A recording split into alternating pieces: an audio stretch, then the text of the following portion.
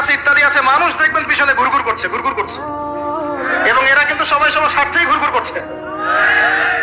এর বাইরে আল্লাহ পাক কিছু মানুষের মনে আল্লাহর পক্ষ থেকে মহব্বত দেন, এটা আলাদা বিষয়।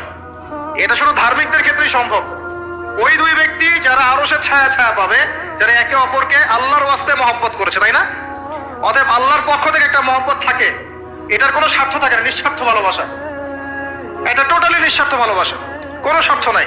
কিন্তু দুনিয়ার ভালোবাসা স্বার্থপর। অবস্থানকে আপনাকে মূল্যায়ন করা হবে। আপন শুধু আল্লাহ পাক আপনার। আল্লাহর জন্যে যার যার হক তাকে তাকে দিয়ে দেন, নিজের হক আল্লাহর কাছে চেয়ে নেন, আপনি সুখে থাকবেন ইনশাআল্লাহ। এর চেয়ে কোনো ফিলোসফি নাই দুনিয়াতে সুখে থাকা। আপনি মানুষকে সন্তুষ্ট করতে পারবেন না, পরিবার, বাবা মা, ছেলে মেয়ে, বউ বাচ্চা, কাউকে সন্তুষ্ট করতে পারবেন না। 100% আপনি কাউকে সন্তুষ্ট করতে পারবেন না। সারা জীবন করে যাবেন, আপনার বিরুদ্ধে অভিযোগ থেকেই যাবে। আল্লাহ পাক অপেক্ষা করছেন আপনার জন্য। আপনি কখন তওবা করে তার দিকে ফিরে আসবেন, দেন আল্লাহ পাক আপনাকে মাফ করে দিবেন সব। আল্লাহ পাক বলেছেন, শোনেন, ইল্লা মান তাবা, যে অনেক গুনাহ করেছে, শিরক করেছে, জিনা করেছে, মদ খেয়েছে, বেদাত করেছে, হারাম খেয়েছে, আল্লাহ পাকের অবাধ্য হয়েছে, নামাজ পড়ে নাই, যাকাত দেয় না, ইত্যাদি ইত্যাদি অনেক অন্যায় করেছে,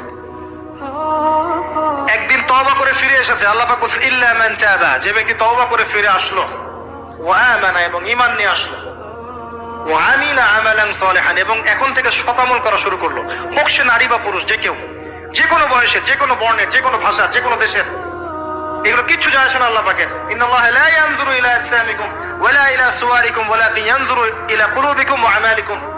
আল্লাহ পাক শুধু কলব দেখেন, আমল দেখেন, রক্ত মাংস বর্ণ এগুলো দেখেন না। আল্লাহ পাক ফিরে এসেছে, আমল, ঈমান এনেছে, আমল সালেহ করেছে।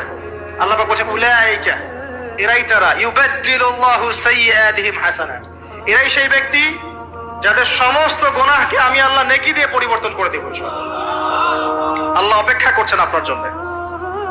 আপনার কাছে আসার গল্পটা হোক আল্লাহর কাছে আসার গল্প। এই জেনার কাছে আসার গল্প দিয়ে কোনো লাভ নাই। আল্লাহ পাক যেটা বলেছেন, লা তাকরাবু জিনা, জিনার কাছেও যেও না। আপনি দেখবেন এখন বলা হচ্ছে জেনাটাই হচ্ছে কাছে আসার গল্প। আমি বলি শোনেন, নিমের ডাল দিয়ে দাঁত মাজেন, নিম গাছের ডাল আছে না, নিমের ডাল দিয়ে দাঁত মাজেন, এই পেস্ট ছেড়ে দেন, বয়কট করে ফেলেন, দেখবেন কয়দিন পর ক্ষমা চাবে যে ভুল হয়ে গেছে, আমরা এগুলা এক বানাবো না। আমরা যে নরম সরম মানুষ, কোন ইনিশিয়েটিভ নিতে পারি না, এই জন্য চড়া হয়ে বসে থাকি। প্রতিটা সেক্টরেই দুর্নীতি চলছে। এই যে কাছে আসার গল্পের নাম দিয়ে মানুষকে জানা করাচ্ছে। যুবক যুবতী স্কুল লাইফ থেকে মাহরাম, গায়রে মাহরাম, এই গায়রে মাহরামের সাথে স্কুল লাইফ থেকে শুরু হয়। স্কুল লাইফে পড়ছে ক্লাস 8, 9, 10। ক্লাস 8, 9, 10 এর মেয়েরা, ছেলেরা এখন অ্যাডাল্ট। এরা এমন কিছু করে যে আপনার কল্পনাও নাই। এই বয়সেও তো সব পাপ করা শেষ।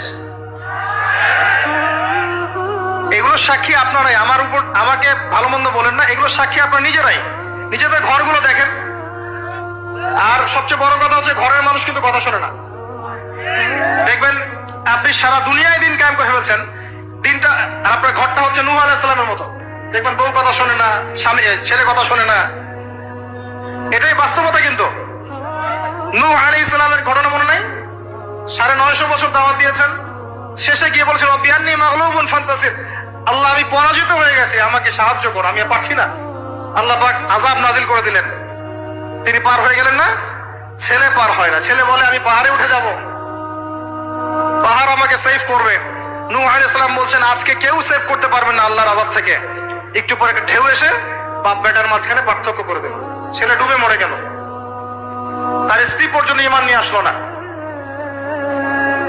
আল্লাহর কাছে হাত তুলে দোয়া করছেন, আল্লাহ আমার ছেলে, আমার আহাল, আমার পরিবার। আল্লাহ ধমক দিয়ে বলছেন যে লাইসা মিন আহলিক, সে তোমার পরিবারের কেউ না। দেখবেন আপনি মাশাআল্লাহ দিনদার, আপনার ভিতরে ইসলাম এস্টাবলিশ করা ডিফিকাল্ট। মানুষ এখন খুব ব্যক্তি সচেতন, নিজের মনে যা চাবে সেটাই করবে। আর আনুগত্যকে তারা দাসত্ব মনে করে। কথা বুঝেন? আনুগত্য করাকে দাসত্ব মনে করে। আমি দাসত্ব করবো কেন? আল্লাহ এবং আল্লাহ রাসূল এবং স্বামী পরিবার কর্তাদের আনুগত্যটাকে তারা দাসত্ব মনে করে। অতএব সুখে থাকার মূল মন্ত্র এটাই আপনার, যার যার হক তাকে তাকে দিয়ে দেন, নিজের হক আল্লাহর কাছে চেয়ে নেন, আপনি সুখে থাকবেন ইনশাআল্লাহ।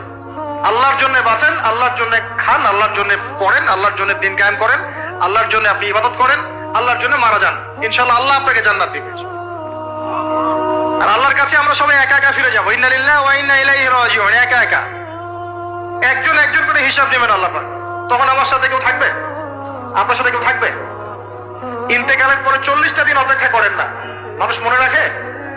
রাখবে না, কাউকে রাখবে না। এটাই দুনিয়ার বাস্তবতা। দুনিয়া বড় নিষ্ঠুর, আর এগুলোর বাস্তবতা আপনার যত দিন যাবে তত দেখবেন, উপলব্ধি করবেন।